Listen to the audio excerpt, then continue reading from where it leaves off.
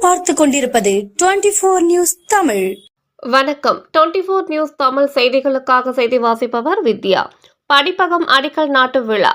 கன்னியாகுமரி மாவட்டம் குளச்சல் சட்டமன்ற தொகுதிக்கு உட்பட்ட குருந்தன்கோடு ஒன்றியம் நெட்டங்கோடு பஞ்சாயத்து பகுதியில் இளந்தன் விலை ஊரில் உள்ள படிப்பகம் மிகவும் பழுதடைந்து இருந்தது.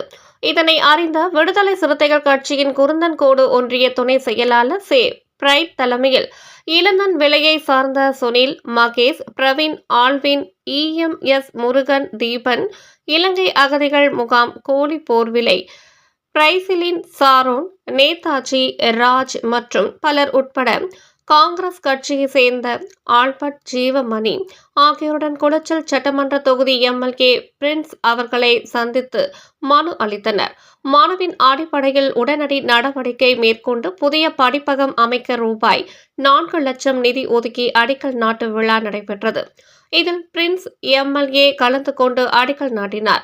உடன் காங்கிரஸ் கட்சியின் குமரி கிழக்கு மாவட்ட தலைவர் KT உதயம், குருந்தன்கோடு கிழக்கு வட்டார செயல் தலைவர் ஆல்பர்ட் ஜீவமணி, தேவ அருள் ரவி, இமானுவேல், சேகர், ரமேஷ், வைகுண்டம், செல்வன் மற்றும் பல காங்கிரஸ் கட்சியினர், ஊர் பொதுமக்கள் என பலர் கலந்து கொண்டனர்.